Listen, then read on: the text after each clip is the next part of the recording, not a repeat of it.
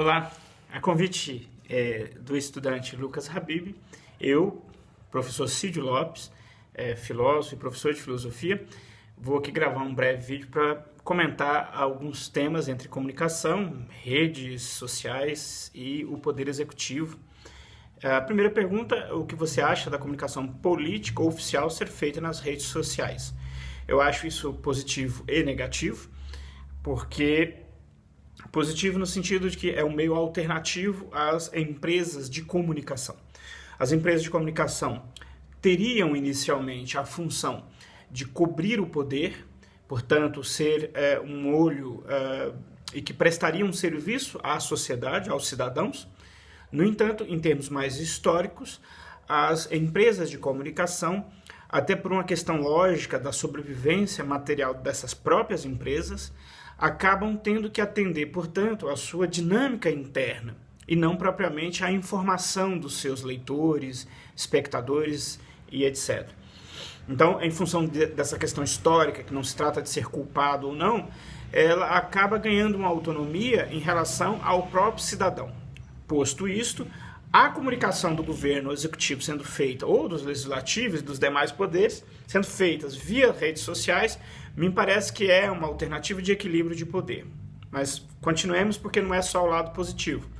Quais são os impactos dessa forma de comunicação na sua visão? Já comecei respondendo e continuo respondendo que se propicia uma novidade, uma forma de equilibrar o poder e, portanto, do governante executivo, no caso do exemplo, poder atender melhor os seus eleitores, se isso pode ser positivo, nós podemos ter um impacto negativo, que é exatamente a próxima questão, que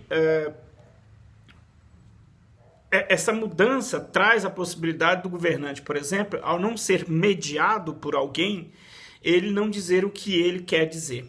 Ele não dizer o que ele deveria dizer. Ele acaba dizendo o que ele quer dizer, e aí vira propaganda, e não a tradicional serviço que a mídia deveria prestar, que é cobrir o poder. Portanto, falar do poder sem propriamente a licença do poder. Exatamente porque, sendo poder, ele precisa desta cobertura externa para ser moderado. Né? Já temos os três poderes exatamente para fazer essa moderação, e a mídia ainda faria esse processo desses três poderes em relação aos cidadãos.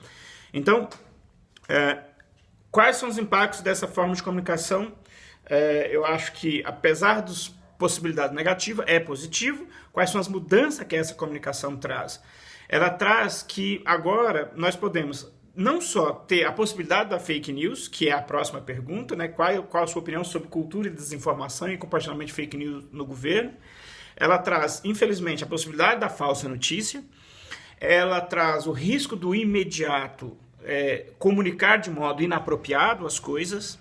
Ela traz a possibilidade negativa de as pessoas, o governante usar, digamos assim, uma intensa comunicação que poderíamos chamar de guerrilha comunicativa, como forma de encobrir os seus feitos que não gostaria que fosse visto, ele próprio. Mas ele traz a mudança de que agora nós, enquanto cidadãos, não estamos apenas vinculados aos meios de comunicação, que antigamente dava cobertura para esses modelos. Então, hoje, com as redes sociais, nós temos a possibilidade de, por outros meios, obtermos informações que contrabalanceia o poder executivo e os médias tradicionais. Então, mudança, a diversidade comunicativa. A opinião sobre a fake news em comunicação oficial. É terrível isso, tem que ser combatida e tem que ser tratado de modo adequado na legislação prevista. Indivíduo nenhum pode mentir em termos de fatos objetivos, de fatos públicos. Eu não posso dizer o corifeu da cidade foi arrancado, sendo que ele não foi.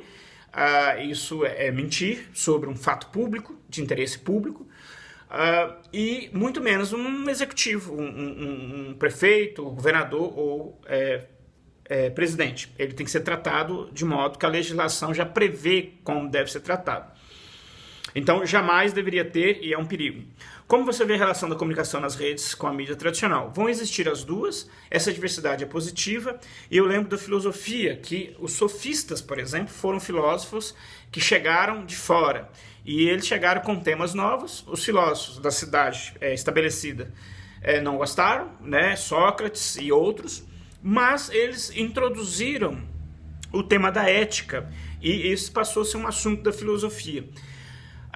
E no caso hoje, as várias possibilidades de nos informarmos permite um equilíbrio desse processo, que lá no início da conversa eu dizia, a mídia ganhou uma autonomia em relação ao cidadão e ao próprio governo, e por isso passou a exercer um certo poder, por serem muitas das vezes extremamente concentrada, então tem poder econômico gigantesco.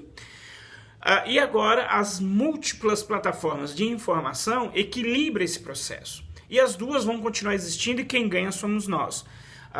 Os blogs independentes, os jornalistas independentes, profissionais específicos nas suas áreas, que propagam conteúdos especializados nas suas áreas, todo esse universo, portanto, cria uma diversidade e o leitor só tem a ganhar porque o leitor pode, mais do que nunca, comparar, que é o que não existia antes das redes sociais.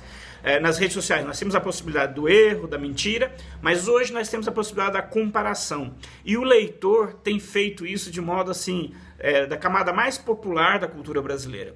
Todos atualmente perguntam, será que isso é verdade? E compara. E a tendência é esse processo se refinar e, portanto, a diversidade comunicacional, e aí sim destacarão indivíduos qualificados nessas redes sociais. Eu cito aqui um exemplo do Átila Yamarino, que contemporaneamente tem feito esse trabalho. Era um youtuber que fazia o blog Nerdologia e hoje é uma autoridade sobre o tema da pandemia, que podemos recorrer a ele. É um indivíduo academicamente formado naquilo que ele fala, e isso é muito positivo para nós. A comparação, e me parece que é isso que tem que se manter, a possibilidade da gente comparar. Essa diversidade é fantástica. Muito obrigado a vocês e até um próximo vídeo.